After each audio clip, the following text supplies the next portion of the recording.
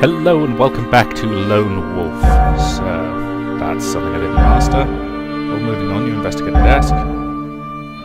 And... let's attempt to... yeah, let's attempt to pick the lock.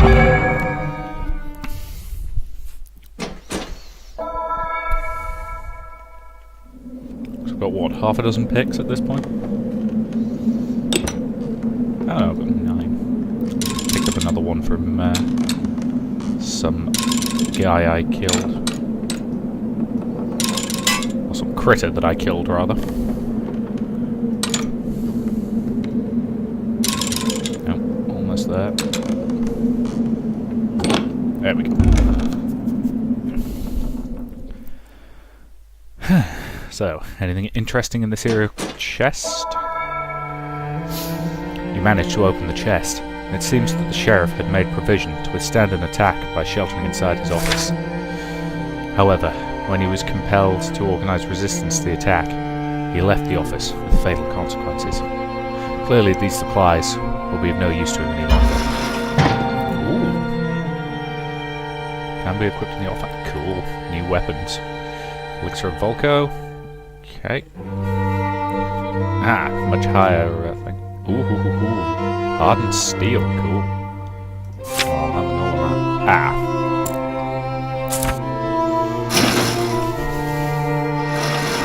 Okay, then what can I get rid of? That's actually really good.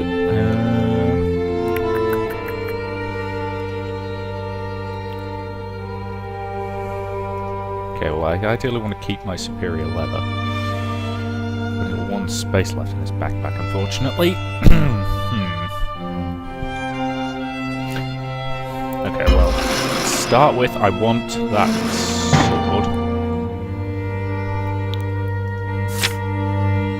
Okay, so I'll take that.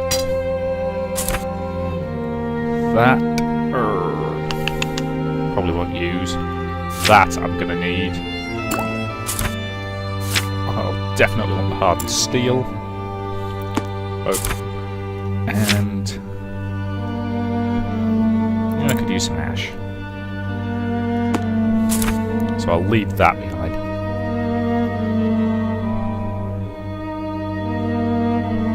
And discard the rest. Okay. You descend the steps and arrive at a guard room, rough-hewn from the granite bedrock. It is lit by an oily torch that radiates dull amber light. It's sparsely furnished with a table, 2 chairs, and a food cupboard. There are 2 cells adjoining the guard room. One of them is empty, but the other is occupied by a tall man with a long beard and strong, calloused hands. His name has been chalked on a board fixed to the door of his cell. Marok Gilad. Gilad has gone without food and water since the morning of the geek attack, and he has heard the screams and the sound of crackling fire in the night, and he is anxious to escape from his cell before the geeks find him, or he dies of thirst. "Unlock the door!" he demands. "Release me from this cell! I want nothing to do with this village and its fine, uptight, law-abiding inhabitants. I certainly don't want nothing to do with the geeks." "And what if I were to open the cell door and set you free? What would you do? Where would you go? The geeks are everywhere. You would be better off staying where you are." "I'd go back to the shrunken forest. That's my home. Mine and my brother's. I've had more than enough of Rockstar." You reply, your voice tinged with regret. The geeks launched their attack upon Rockstar from the sunken forest. That timberland is rife with them. I pity the plight of your kinsfolk. I fear it is too late for you to warn or to save them now. You turn away from the cell door, and Gilad shouts out, "The key is over there! Unlock this damn door!" He points towards an iron fitting and fixes the torch to the wall. It's hanging from the torch bracket.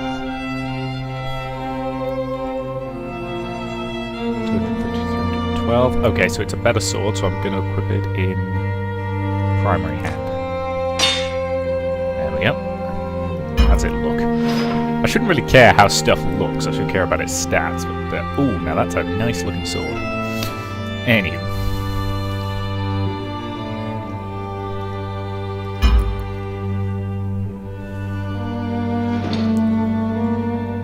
I'm curious what to be. A few things are a bit low, I've got to say.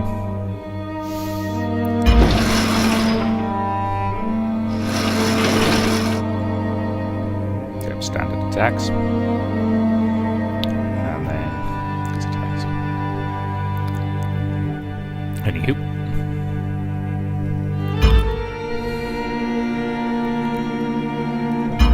Rather nifty sword then. I suppose I could use that. Okay. So I can't use that now. Okay.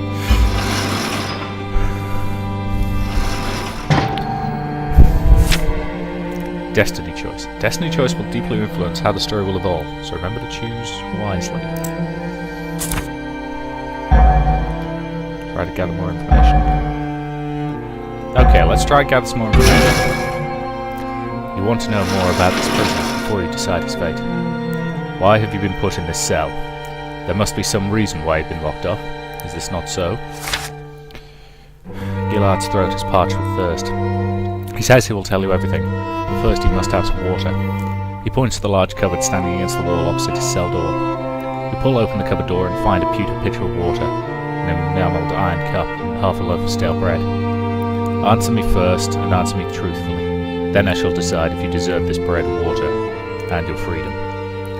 He tells you his name is Marok Gilard. His brothers are not blood-related. They're a band of robbers, cast out of Torin 3 years ago for burglary and street crimes. They found refuge in the sunken forest, and have survived there since, living off the plentiful flora and fauna. Not too long ago, he and his fellow thieves, his brotherhood as he calls them, used the elevator to enter Rockstar. They had come looking to steal some Bronin arrowheads for hunting. Unfortunately, the sheriff and his reeves caught them in the act. They ran back, desperate to escape, but the sheriff apprehended him before he could get away. His brothers were more fortunate, and they made good their escape, and returned to their lair in the sunken forest. The reeves were killed during the chase, and he was blamed for their deaths. He tells you that he and his brothers are innocent. The reeves were killed by geeks. You are mindful of the fact that if you leave him locked in this cell, it will only be a matter of time before the geeks find him, or he dies of thirst. If you release him, he will at least have a chance to survive. Maybe a slim chance, but it is better than no chance at all.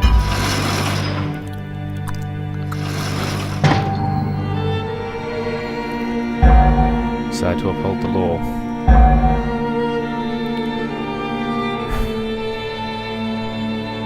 No man deserves to die for petty theft. You walk over to the torch and unhook the key from its black iron bracket. Gilard looks relieved that you've decided to set him free, and you twist the key in the lock. The heavy door creaks open, and Gilard rushes forward and shakes your hand in gratitude, but with such forceful enthusiasm that you have to push him away, for fear he may break your wrist. He reaches into the pocket of his jacket for a moment, and you suspect he may have a concealed weapon. Quickly you sense that he harbours no ill intent. He simply wants to give you a token of his gratitude. It is a plain wooden ring, carved from Sommerlending wood. It's the mark of my brotherhood. It's not much, but it's all I have. You accept the ring from his calloused palm, step aside to let him leave the dingy cell.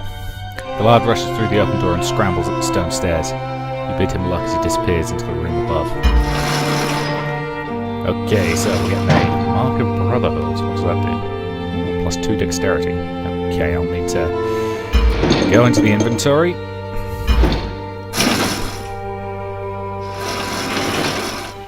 Figure out something to discard. Common timber? Okay, I can discard some common timber, I think. Yes. And let's take this.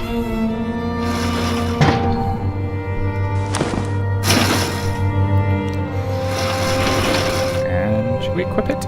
2 dexterity. Yep, might as well equip it. That'll be a good dexterity bonus.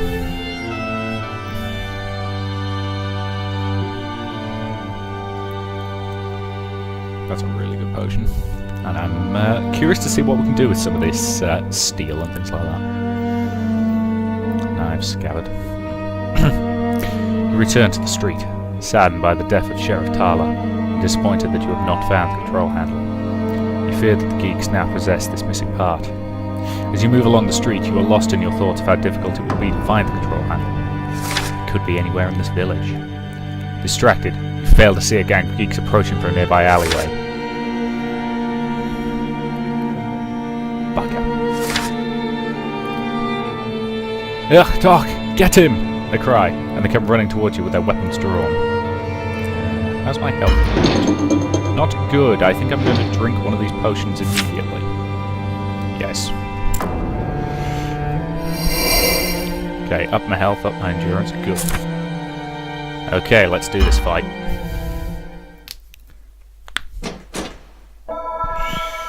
Still, I've got a new sword, so hopefully that should be useful.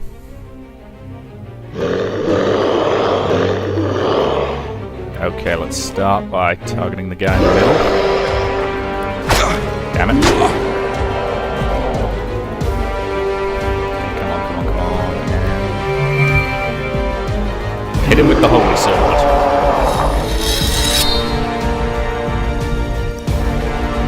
Come on. That was close. Not enough to kill him. Enough to weaken him badly. Badly enough, I can finish him. Nope, damn it! How did I manage to muck that up? Alright, let's just... Okay, let's hope this is enough to kill him. Oh, damn it! Dodging hit. Oh, I'm in trouble now. I'm in a lot of trouble now. Potion, potion, potion.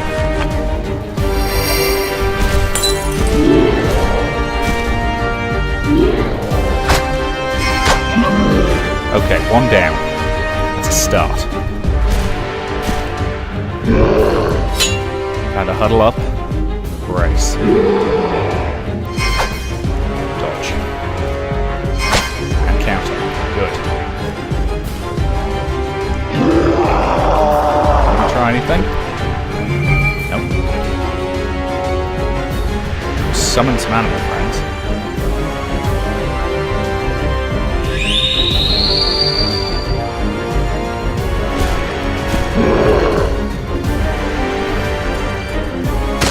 Being savaged by a wolf hurts.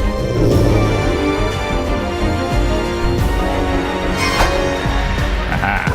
Let's try.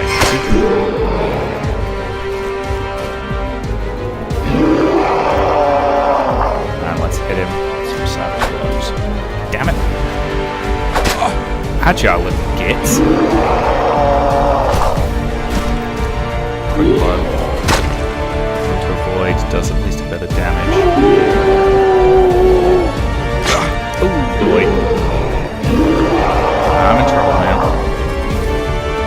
Thankfully, my wolf friend killed him. Job, young wolf.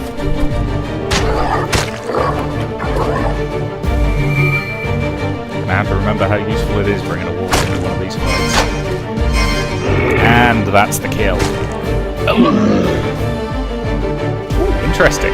Killing him that way obviously restores some mana.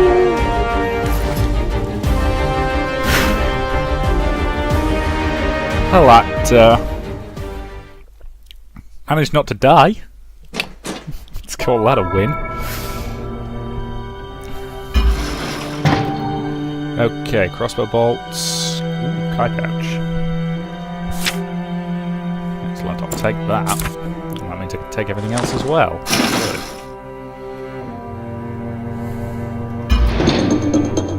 Okay, I just want to go into the inventory. Let's have this broth. It should get me back to fighting shape. Good. Okay, now then. Standard health potion or the... Let's put the bigger health potion into my inventory. In case I need it. Okay then. You have dispatched these geeks, but the threat of attack and capture is as strong as ever. You can hear other geeks approaching this part of the village, drawn by the noise of your combat. You look around for some place to hide, and your eye is caught by a small building with a bright red door and a sloping slate roof.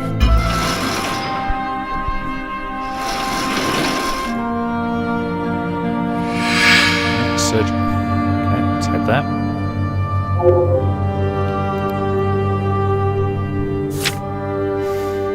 Yes, let's write our story from there. The red door is closed, but it is not locked. You enter and quickly shut the door behind you. It is a simple village doctor's office, and it appears not to have been searched and despoiled like so many other buildings in this part of Rockstone. At the rear of the office, partitioned by a drawn white curtain, you find the surgery, where a man is lying on a stretcher. His legs are wrapped with blood-soaked bandages, and he is barely conscious. Sweat glistens on his pale face. He sees you, and falteringly he tries to talk. You tell the man to rest. He has lost a lot of blood and his strength is waning, but he is determined to speak. He knows they may well be the last words he ever utters. My name is Grove. I'm a Rockstar miner. My legs were crushed by a runaway mine wagon. They brought me here, bandaged me, and then the geeks attacked. Dr. Paxner left to get help. I cannot walk, and he couldn't carry me. So here I am.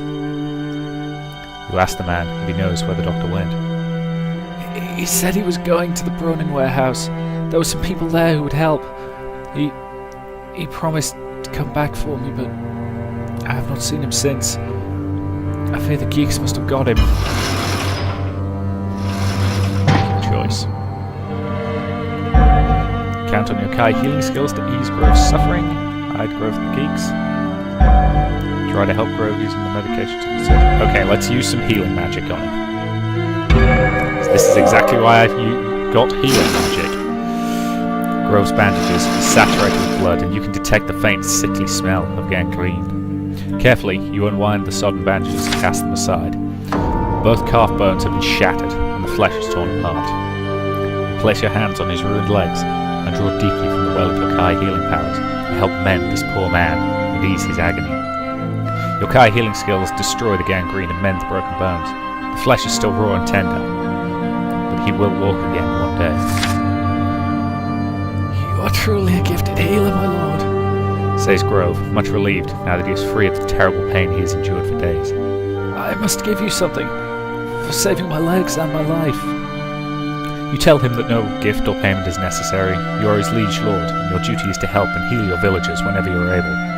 But Grove insists, and you feel it best not to hurt his feelings, after all he has been through. You decide to accept his gratitude before you bid him farewell and return to the Red Door. You must complete your mission, and you are sorely aware that time is running out. How to fall? That's how to promising. Stuns all enemies, can only be used in combat. Tunnel sweeper. Burns enemies, can only... Okay, so we've got some interesting new things. So I'm assuming can go on the potion belt. Inventory. Okay, I don't seem to use endurance potions much during combat. So I think I'll swap. No? Where about? Okay. Stuns all enemies, or burns the enemies. Let's put the enemy stunner in, I think, because I suspect that could be handy. You leave the doctor's surgery and continue along the street, but you have taken fewer than a dozen steps before you are confronted by a new threat. A solitary geek is approaching the main street from a passageway next to the surgery.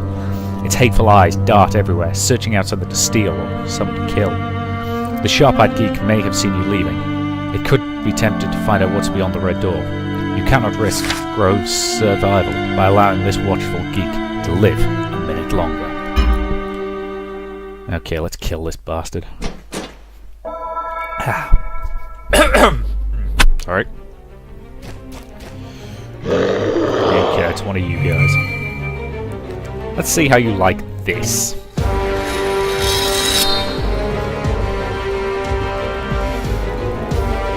Come on, come on, come on, come on. Damn it. Still effective, but not as effective as it could have been.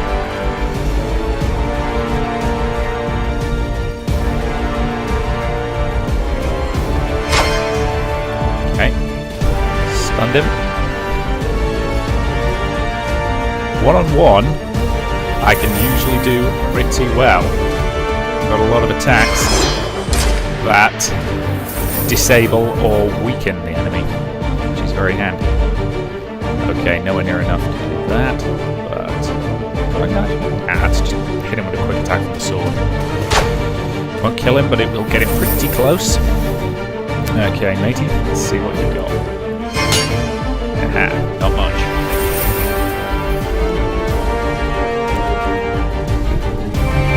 My turn. Kill him. And let's get the stab for some restored mana. Good.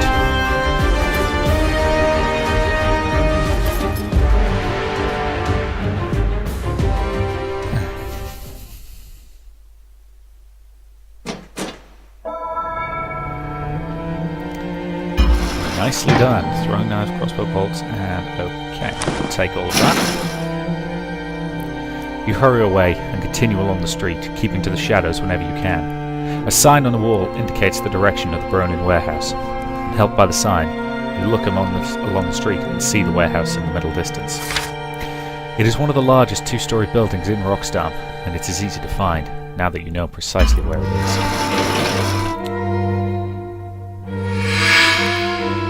So, do we head here or do we meditate? Although there are dangers looming, it should be safe enough to meditate. Yes, let's meditate.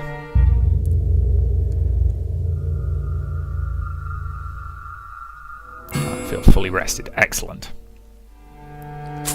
Didn't get attacked. Good. Let's move on then. You want to write your story for me? Yes, I do. 20 crows are sitting in a line upon the apex of the grey slate roof. Their black eyes watch you intently as you draw closer. The great double doors at the front of the warehouse are shut, and all of the building's windows have been smashed. There are heaps of splintered timbers, broken crates, overturned handcarts used for transporting Bronin ingots, and a myriad of other debris scattered around its entrance. The evidence of geek devastation is plain for all to see. You stop for a few moments, using the cover of a shadowy doorway to view the warehouse, and decide the best way to try to enter this building. Make your choice. Ooh, lots of options on this one. Mining cart's a battering ram. Didn't master stealth. Ask the crows for help. Didn't master that. Let's ask for some assistance from the crows. You stop to return the morbid stares of the crows. These canny, impatient birds learnt centuries ago to identify and follow raiding parties such as the geeks that have attacked Rockstar. They would wait for their grisly work to end, and then take their chance to feast upon the fallen at their leisure. However, their appetite is rarely sated, and gratitude is a sentiment that is simply not in their nature. As repugnant as they may be, you know that they could be useful allies. You could direct them to attack the geeks that provided such a gruesome banquet. You identify the leader of this murder of crows, and drawing on your Kai power of animal kinship, plant a suggestion in its feral mind. The crow blinks twice. It is a sign that it will be obedient to your commands. You will the crow leader to take to the air, and it responds immediately. It leaves its perch atop the warehouse roof, and the rest of the flock follows swiftly in its wake. They circle the roof, cawing plaintively. Upon your mental command, they dive down in a single file and enter the warehouse through a ragged hole in the grey slate tiles. For a few seconds there is an eerie silence, and then the screaming begins. The crows launch a surprise attack on the geeks inside the warehouse, swooping down on them to gouge out their eyes and slash their faces with curved beaks and razor-sharp talons. And you seize the chance to enter the building while the geeks are distracted. You climb through an open window and witness the bloody aftermath of the attack. When the wounded geeks see you standing there, in their midst, they raise their weapons and close in on you from all sides. Now that is a big one. There is an imposing Drakkar among them, and it is he who gives the ruthless order to kill you. Okay then. You want to kill me?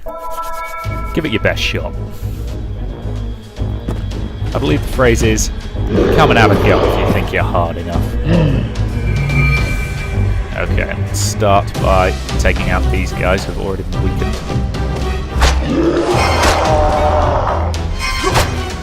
One down.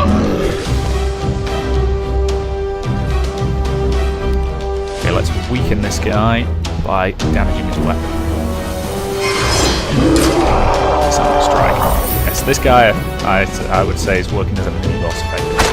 Dang it. Glad I regen before this fight. Okay, not enough endurance for these attacks and not enough time either. Oh boy. Firebomb. Not great. Yep, that fire is gonna be a problem. Firebomb and a rock. Interesting combination of things. Get a bunch of knives into this guy. Aha! There's a weapon. Okay, this will definitely kill him. That won't be enough. This will. Okay, he's very, very dead. And in fact, he's been executed. Good. Up till now, I thought you could only pull that execution move on the last enemy. Now I want to cast a healing spell. Get properly back into this fight. Oh boy, bleeding effects is going to be a problem. What the hell am I doing? Nope, don't have enough mana to hit him with that. Oh, bloody hell, he hits like a train. Oh god, it's his attack turn now. I'm going to be in trouble. Potion. Those are healing potions. Oh, enough with the fire bombs, git. I think we'll play it that way. Damn it! How did I bugger that up? Alright, let's go to a defensive stance. God, that fire is a problem. Don't have enough to heal. Don't have enough to do that. I'm in serious trouble here.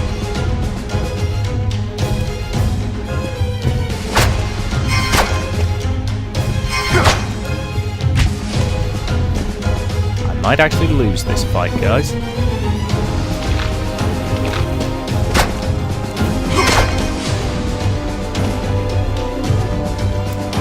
Running out of endurance. Haven't got enough for anything. Hit him with Mind Over Matter.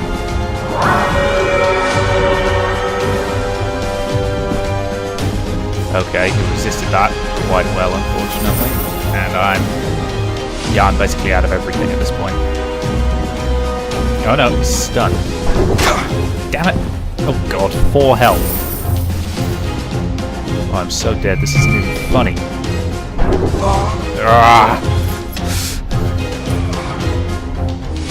Mucked up the timing on that counter. That's my own fault. Your adventure ends here. But it's not over. Had it been different, let's restart the battle. Because I know I can win. I am confident I can actually beat these guys. I'm finding I don't bugger up timings on things. Let's start taking this guy out of the equation. So that's 1 down. Let's immediately lead with the sword on the center guy. This is my highest damage single attack. Assuming I can hammer the mouse button quickly enough. Close. And that cracks his armor. Target this guy. A heavy attack. He's mostly dead. Mostly. Not enough endurance for even a quick attack. Yes, I can get a knife into him. I don't bugger it up. Down the fault. Okay, he's bleeding, so he's going down soon. Well, I'm bleeding until I'm doing anything. Mucked up the timings again. Okay, this is definitely him down. Regen enough that I can cast a healing spell. But I'm going to do it after this, because it also increases my endurance. I'm going to need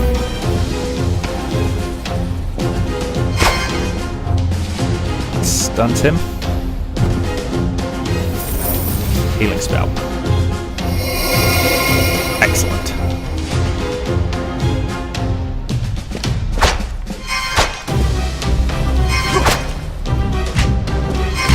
There we go.